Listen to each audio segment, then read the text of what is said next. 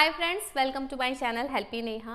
आज की वीडियो में हम बात करने वाले हैं इकोलेलिया के बारे में, क्योंकि बहुत से पेरेंट्स हैं जो कई बार कहते हैं कि मेरा बच्चा बात को रिपीट करता है, हम कोई भी क्वेश्चन पूछते हैं तो उसका प्रॉपर्ली आंसर नहीं देता है। तो कैसे इस इकोलेलिया की हैबिट को हम दूर करें, ऐसे घर में हम कौन से थेरेपी करें या कौन से ऐसे टिप्स फॉलो करें जिससे कि इकोलेलिया जो प्रॉब्लम होती है बच्चों में, इसका पैटर्न टूट जाए और बच्चा प्रॉपर्ली स्पीकिंग में आ जाए। तो अगर आप मेरे वीडियो को फर्स्ट टाइम देख रहे हो तो प्लीज़ चैनल को सब्सक्राइब ज़रूर करिएगा।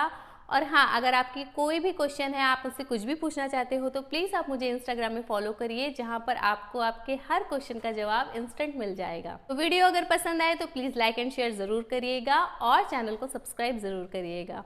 तो आइए जानते हैं कि इकोलेलिया क्या है और कैसे इसको दूर कर सकते हैं।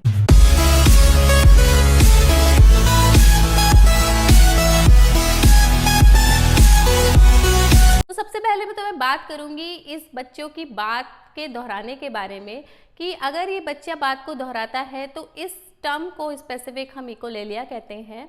इसमें क्या होता है, ये दो तरह के होते हैं, एक इमीडिएट और एक डिलेड। इमीडिएट में क्या होता है कि जैसे आपने बच्चे से कुछ भी पूछा, जैसे आपने पूछा व्हाट इज़ योर नेम, तो बच्चा उसी को रिपीट करेगा व्हाट इज़ योर नेम।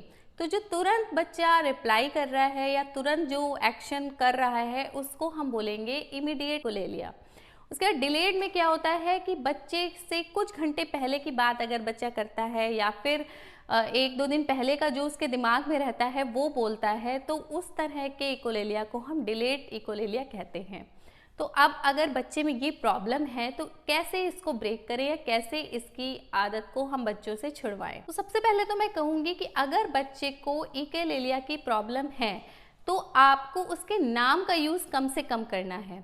कैसे करना है, जैसे आप उसको कुछ भी सोशल अवेयरनेस सिखा रहे हो या कुछ भी आप उसको जैसे गुड मॉर्निंग गुड इवनिंग बोलना सिखा रहे हो, तो आपको उसका नाम नहीं लेना है। क्योंकि अगर आप उसका नाम लेंगे, जैसे सपोज बच्चे का नाम है रवि, तो अगर आप बोलेंगे गुड मॉर्निंग रवि तो वो भी यही जवाब देगा गुड मॉर्निंग रवि। तो आपको बच्चे का नाम नहीं लेना है, आपको सिर्फ ऐसे ही बोलना है गुड मॉर्निंग या कम हियर या थैंक यू, वेलकम। तो बच्चे का जो नाम है वो कम से कम यूज़ करिए, जिससे कि बच्चे को आंसर, मतलब जो आप बोल रहे हो वही रिपीट करने की आदत हो। कि आप मॉर्निंग में उसको गुड मॉर्निंग बोल रहे हो तो उसको गुड मॉर्निंग ही बोलना है, या आप उसको बुला रहे हो पास में तो आप उसको कम हियर बोल रहे हो। तो बच्चे का नाम का यूज़ कम से कम करिए। बच्चे को क्वेश्चन कम से कम पूछिए। क्वेश्चन कम पूछने का मतलब है कि आप उसको जो भी बोल रहे हो ना, आप उसको आंसर के फॉर्म में बोलिए। जैसे कि सपोज बच्चे को खाना आपको देना है तो आप उससे क्वेश्चन मत पूछिए, क्योंकि अगर आप उसको इस तरह से बोलोगे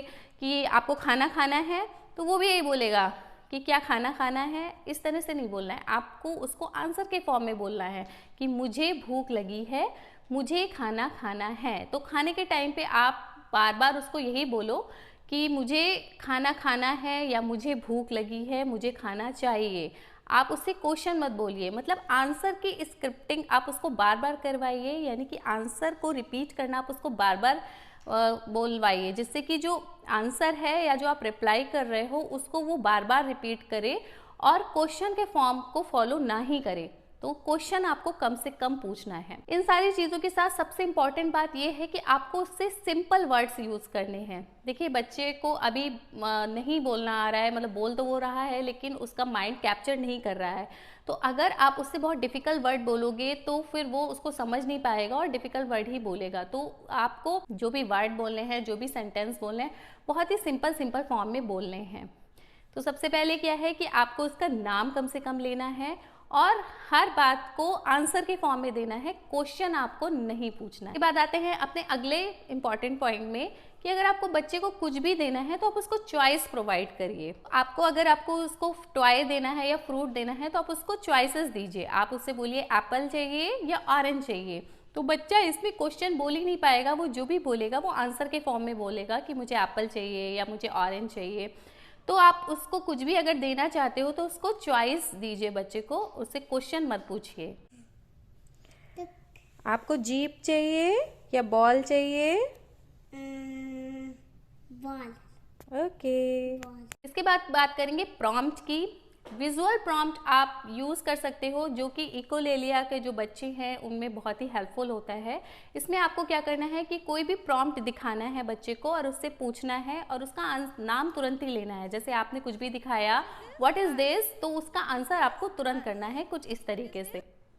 तो इससे क्या होगा कि बच्चा क्वेश्चन पूछ ही नहीं पाएगा और बस आंसर ही आंसर रिपीट करेगा। तो अगली बार उसको आप जब भी वो चीज़ दिखाओगे तो बच्चा उसी का जवाब सीधे आपको देगा।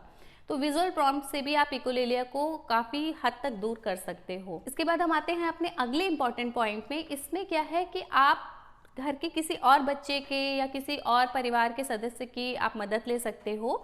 जैसे कि आप घर में किसी और बच्चे को वो चीज़ दिखाओ, कोई भी चीज़ आपने दिखाई और जैसे ही उसने उसका जवाब दिया या इसको पहचाना, तो आपको उसे प्रेज़ करना है, आपको बोलना है वेरी गुड, शाबाश। और फिर ठीक उसी के बाद आपको जिस बच्चे को प्रॉब्लम है उससे पूछना है। ये क्या है बेटा? तो इस मेथड को हम बोलते हैं मॉडलिंग करना, यानी कि किसी और बच्चे की हेल्प से आप बच्चे को बोलना सिखा सकते हो और उसके इकोलेलिया को ब्रेक करवा सकते हो। तो ये भी बहुत बच्चे में हेल्प करती है। और हाँ, जो भी पहले बच्चे ने जो जवाब दिया है उसको प्रेज़ ज़रूर करिए और फिर देखिए कि बाद में जो आप बोलते हो ना, बच्चे से पूछते हो, वो कितनी जल्दी से जवाब देता है और कितने अच्छे से तुरंत वो जवाब दे देता है। तो इस तरीके से अगर आप ये सारे टिप्स फॉलो करते हो इकोलेलिया को, तो ज़रूर आप इसको दूर कर पाओगे। और एक बहुत इंपॉर्टेंट बात मैं आपसे कहूँगी कि जैसे ही आप क्वेश्चन पूछते हो उसके आंसर को तुरंत रिपीट करिए। जैसे आपने पूछा what is your name, Ravi, what is your name, Riya. तो इस तरीके से आप जब बोलोगे ना, जैसे आप व्हाट इज़ योर नेम, आपने बोला रवि, तो बच्चा व्हाट इज़ योर नेम नहीं बोलेगा, बस फटाक से अपना आंसर देना वो तुरंत सीखेगा। सपोज लड़की है या लड़का है, जो भी है, तो आपको क्वेश्चन पूछते ही आंसर देना है और आंसर की स्क्रिप्टिंग आपको कई बार करवानी है, जिससे बच्चा जो भी बोल रहा है वो क्वेश्चन के फॉर्मेट में बोल ही ना पाए और सिर्फ आंसर ही बोलना सीखे। ये कुछ ऐसे टिप्स थे कि जो अगर बच्चे में इकोलेलिया की प्रॉब्लम है तो आप इसको दूर कर सकते हो। और एक ही दिन में नहीं होगा, आपको कई बार ये करना पड़ेगा, पूरा प्रोसेस प्रैक्टिस करानी होगी बच्चे की। धीरे धीरे आप देखोगे कि बच्चे में ये जो प्रॉब्लम है वो दूर हो रही है।